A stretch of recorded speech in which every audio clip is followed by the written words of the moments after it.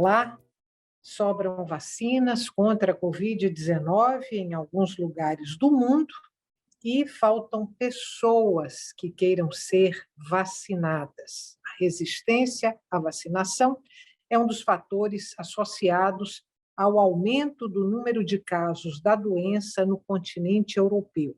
A Europa voltou a ser o epicentro da pandemia, que já matou mais de 5 milhões de pessoas. A quarta onda da Covid-19 na Europa é o tema de hoje do Opinião Pernambuco.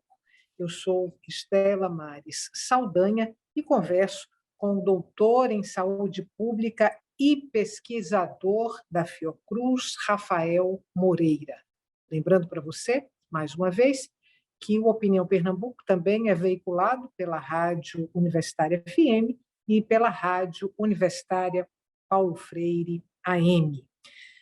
Rafael, muito obrigada pela sua presença hoje aqui no Opinião Pernambuco. Eu abri o programa falando em resistência à vacinação, mas estou imaginando que não é este um fator isolado que justifique aí a que está sendo chamado de quarta onda da Covid-19 na Europa. No seu entendimento, quais são os principais fatores para esse quadro? Olá, Estela. Olá a todos que estão nos acompanhando aqui no programa Opinião Pernambuco. É importante esse tema trazer à tona, porque estamos, de fato, presenciando aí uma nova onda, um novo ciclo, né, da pandemia na Europa, e isso assusta o mundo como um todo, porque tudo que acontece em alguma parte do globo, com certeza vai repercutir em outras regiões do mundo. E o Brasil sempre vem acompanhando as tendências dos países que vêm apresentando maiores taxas de casos e de óbitos. Então, nesse sentido, é preocupante, de fato, os novos casos de Covid-19 na Europa, e isso é uma oportunidade, inclusive, do nosso país, do nosso sistema de saúde, se organizar, se planejar de forma preventiva, sabendo que países com altas taxas de vacinação ou com um início precoce da vacinação em relação ao nosso país, estão vivendo agora uma realidade que já se imaginava distante, né? tendo em vista o avanço, né, das vacinações, das campanhas de vacinação, especialmente o início da vacinação nos países do bloco europeu. Contudo, o que a gente está observando nessa nova onda que está acometendo a Europa é a junção de vários fatores. Bom, inicialmente foi muito bem colocado aí, Stella, você colocou muito bem, essa resistência contra a vacina, né? Essa falta de confiança, que é um fenômeno mundial, não só no Brasil, a gente tem esses questionamentos, né? Mas no Brasil, como no país, no mundo como um todo, a gente observa que essa falta de confiança ela é generalizada. Em todo o mundo, a gente observa muitas ondas de fake news, muitas ondas de desinformação. Inclusive, a gente pode nem falar em fake news no sentido de notícia falsa, porque notícia falsa é uma notícia que você errou sem querer. Alguns autores chamam de fake news de notícias fraudulentas, porque de fato é uma fraude, porque é uma notícia feita de forma deliberada, intencional, para levar a confusão na população. Além dessas questões, né, da falta de segurança da população, a gente observa que boa parte desse surto na Europa está sendo causado por países, especialmente do leste europeu, que estão com taxas de vacinação bem abaixo da média do bloco europeu como um todo. Por exemplo, a Bulgária tem apenas uma taxa de cobertura de 22%, a Romênia 30%. Então, esses países acabam puxando, né, essa taxa de vacinação global da Europa para baixo, e além da circulação de pessoas no bloco europeu, que faz com que pessoas que não estejam vacinadas, dada essa baixa cobertura de vacinação de países do leste europeu, elas possam circular e disseminando mais ainda a infecção. Né? A gente está observando uma espécie de epidemia dos não vacinados. Por que eu digo isso, epidemia dos não vacinados?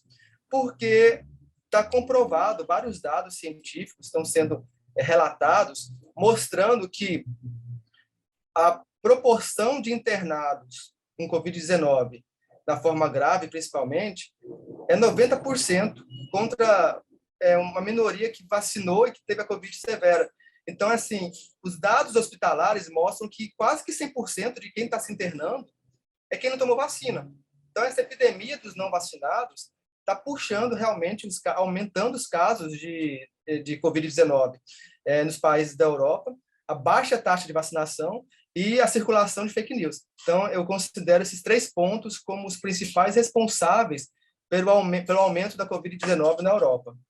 Ô, Rafael, a gente poderia somar a esses fatores que você já elencou um afrouxamento precoce das normas de segurança para a contenção da circulação do vírus?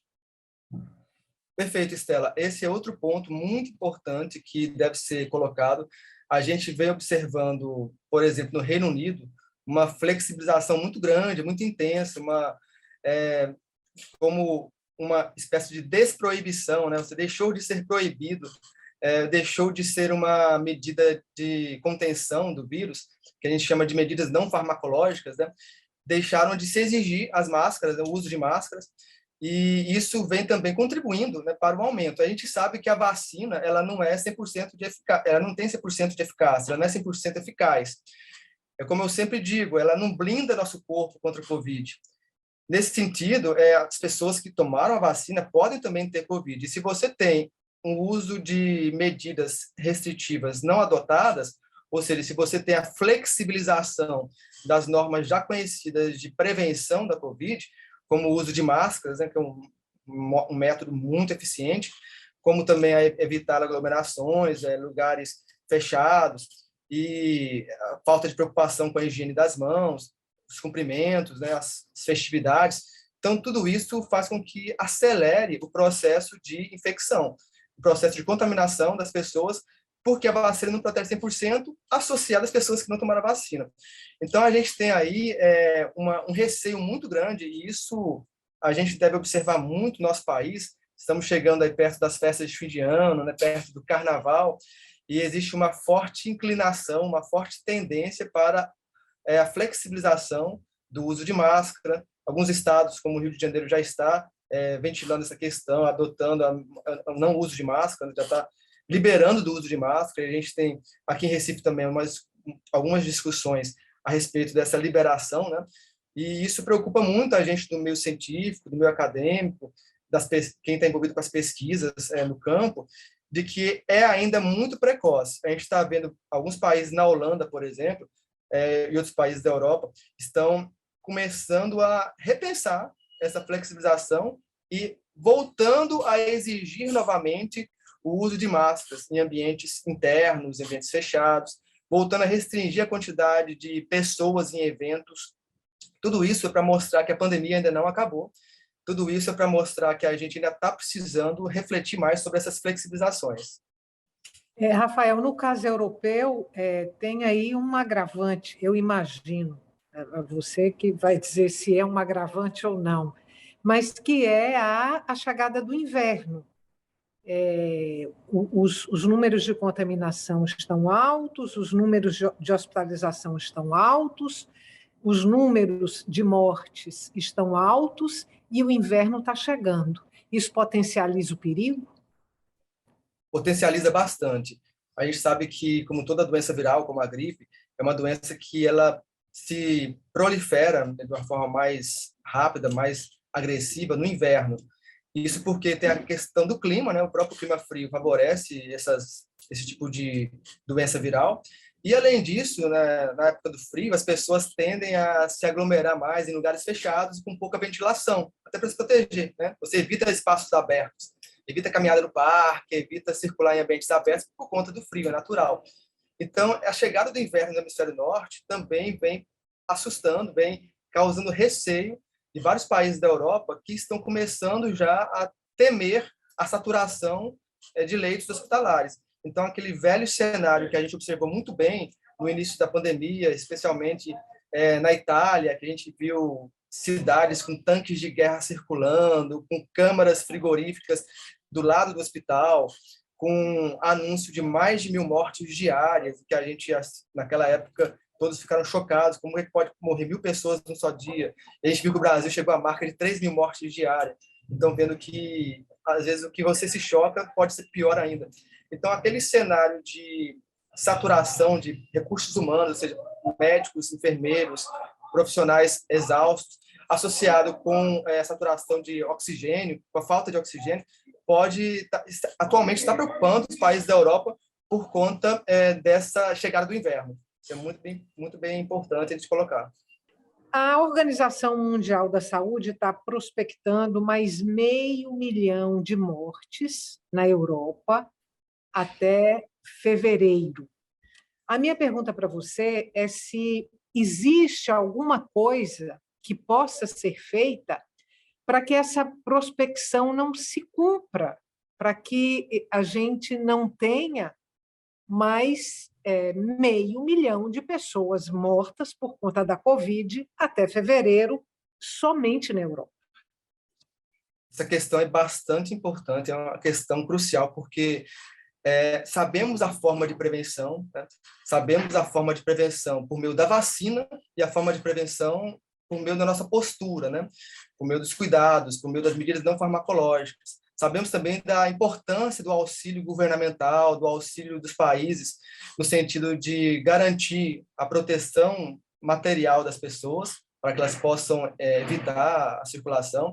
Sabemos também que é um vírus altamente mutante, que a não vacinação de alguns países, na verdade de muitos países, especialmente na África, isso faz com que o vírus circule nesses países e possa sofrer grandes mutações, a ponto das vacinas que hoje nós conhecemos não serem mais eficazes.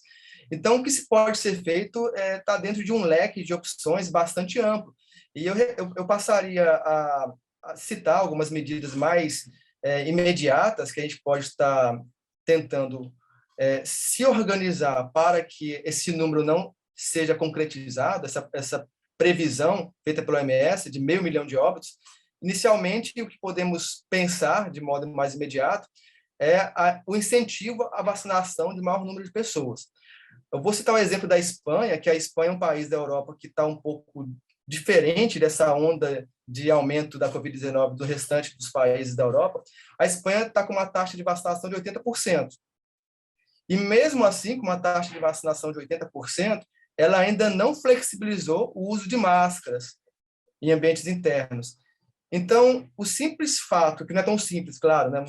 Não é uma ação simples, mas, teoricamente falando, né, o fato de você ampliar a cobertura vacinal, que existe, claro, uma força muito grande dos países, da logística, da compra de vacinas, mas se você conseguir ampliar essa vacinação, né, num patamar acima de 80%, como na Espanha, associado com a não flexibilização, muitas mortes podem ser evitadas. Então, estou citando duas medidas que nós já conhecemos, que é a vacinação e o uso de máscara. Associado a isso, que nós podemos também agir, né, assim, a sociedade deve agir, o poder público deve agir também, junto com a sociedade organizada, é o combate às fake news, porque a gente sabe que uma taxa de cobertura alta depende da pessoa procurar um posto de saúde, uma unidade de vacinação. A vacinação, por mais que ela possa ir nos locais mais remotos, que ela possa ir de forma delivery, ou seja, a gente pode enviar as vacinas para os vários recantos do país, a gente não pode obrigar a pessoa, no sentido dela pegar e assim, pegar no braço e dar a força à vacina, uma intervenção física à força. O que a gente pode fazer é exigir, por exemplo, cartão de vacinação. Como alguns países da Europa, visando justamente evitar essa profecia, né, da OMS de 500 mil de óbitos, que é uma profecia científica, digamos assim, né, é uma previsão baseada em cálculos matemáticos e não em previsões dogmáticas. Existe estudos científicos que mostram progressões matemáticas mostrando que se não fizer nada até um período determinado, você vai ter um número X de óbitos. Então, o que pode ser feito é exigência. Você não pode obrigar a pessoa a vacinar, mas pode obrigar a pessoa a apresentar um cartão de vacinação para ter acesso a algum tipo de ambiente, algum tipo de evento, algum tipo de cinema, bares, restaurantes. Isso já está ocorrendo em vários países da Europa. Então, essa medida de exigência, ela não tem relação com a coerção, não tem relação com você privar a pessoa de ir e vir. É uma medida de proteção coletiva, porque a circulação de pessoas não vacinadas leva em risco as vidas de outras pessoas. Rafael, a gente vai fazer um intervalo agora curtinho, volta daqui a pouco para continuar a nossa conversa sobre essa quarta onda da pandemia da Covid-19 na Europa. Até já.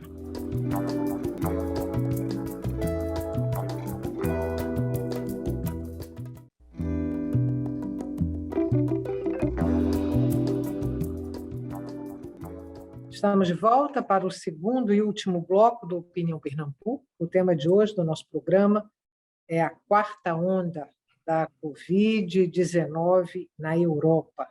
Eu sou Estela Mares Saldanha e converso com o doutor em saúde pública e pesquisador da Fiocruz, Rafael Moreira. Eu lembro também para você, mais uma vez, que o Opinião Pernambuco é veiculado pela Rádio Universitária FM e também pela Rádio Universitária Paulo Freire AM. Rafael, no bloco anterior, você mencionou a África, a baixa vacinação em alguns países do continente africano e o perigo aí com esses baixos índices de vacinação, o perigo de que surjam novas cepas. Voltando para a Europa especificamente, agora que está enfrentando aí essa quarta onda, o risco de que surjam novas cepas no continente europeu agora é um risco alto? É um risco alto, Estela, porque, como a gente comentou no primeiro bloco, temos países do leste europeu, e inclusive são os países mais pobres do leste europeu, como o exemplo Romênia e Bulgária, são países que estão com uma baixíssima taxa de vacinação. Então, você tem muitas pessoas não vacinadas, expostas ao vírus, e o vírus, quando encontra essas pessoas que estão suscetíveis, ele pode sofrer várias mutações, inclusive pode acontecer de uma cepa viral infectar uma pessoa que já está infectada com outra cepa e acontecer as mutações justamente por esse tipo de combinação.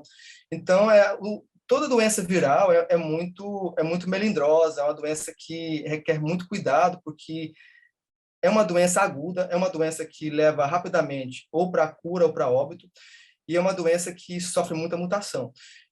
Os vírus, eles sofrem muita mutação, então a doença também ela sofre muita alteração na sua forma de prevenção.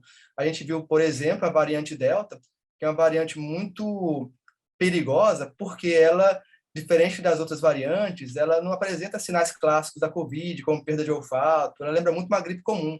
Então a pessoa pode pensar que não é Covid, é uma gripe comum, é um resfriado, e não se proteger e começar a espalhar a Covid e variante Delta para várias pessoas. Então, esse temor, né, esse receio da Europa está surgindo aí com aumento nos casos. A gente observa países que estão batendo recorde e que estão batendo recorde de número de casos, de óbitos, especialmente número de casos, e que os números desses países estão se assemelhando ao início da pandemia. Então, é como se estivesse voltando a novela aí da estaca zero. Então, tudo isso é muito temeroso, né? E o que a gente pode associar com relação a esses países, inclusive do leste europeu, que são países mais pobres, que têm uma baixa taxa de vacinação, e também são países que são mais desconfiados com relação à eficácia da vacina. Inclusive, na Alemanha, é interessante lembrar, existe até um partido, né, que se autodenominam como céticos.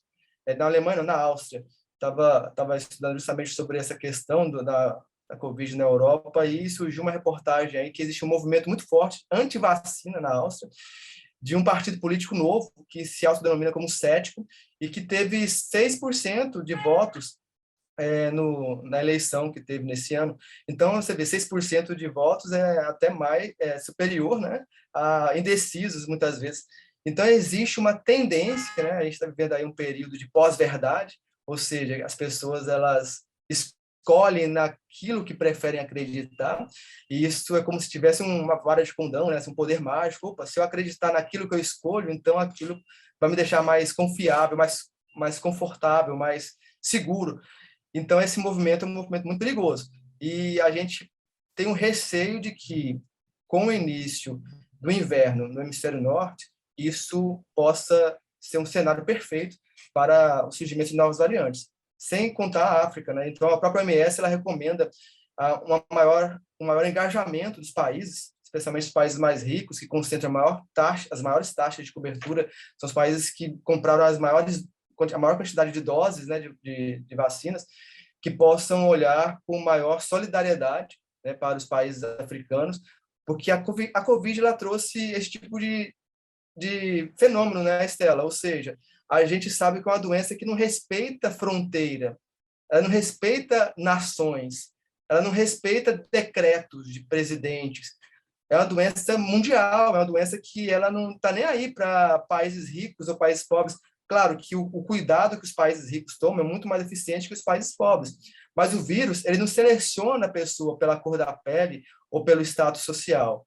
Então, se você pensar de uma forma individualista, eu moro num país que tem uma cobertura altíssima de vacinação, mas você convive no mesmo planeta, onde outros países têm uma taxa baixíssima de vacinação, o vírus vai cruzar a fronteira. Ele vai cruzar a fronteira, o vírus ele é globalizado e ele vai também prejudicar pessoas que moram em países ricos que estão com coberturas vacinais elevadas, porque é um vírus que ele não respeita as fronteiras. Ele é mais agressivo com as pessoas mais pobres, porque elas não têm condições, os países mais pobres não têm condições de comprar as doses de vacina, não têm condições de manter isolamento social, não têm condições de manter cuidados básicos de uso de álcool, higiene e uso de máscara. Então, ela é uma doença socialmente determinada. Ela agride mais pessoas que possuem um status social de precariedade. Contudo, o não olhar para essas populações, um olhar muito elitizado, não vai proteger os países ricos de novas ondas, como a gente está vendo na Europa. Então, países também fora do leste europeu estão sofrendo com esse tipo de surto causado vindo lá do leste, né? Puxar essa situação aqui para o Brasil, considerando, obviamente, o quadro vacinal que a gente tem hoje no país e a velocidade da vacinação. A gente corre o risco de ter uma nova onda de contaminação pela Covid-19 aqui no Brasil? Corremos seriamente o risco, né? A gente vem observando que acontece primeiro, né, geralmente na Europa, no hemisfério norte, é um sinal de alerta para que o nosso país possa se organizar de forma preventiva. E considerando nossos números de vacinação, a gente está com uma proporção de vacinação completa, né, perto de 57%, não alcançamos ainda 60%, então é uma taxa pequena em relação, por exemplo, à própria média da Europa, que é de 60%.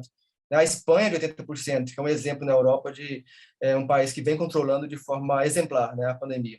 Então, o nosso país está muito devagar ainda com essa vacinação.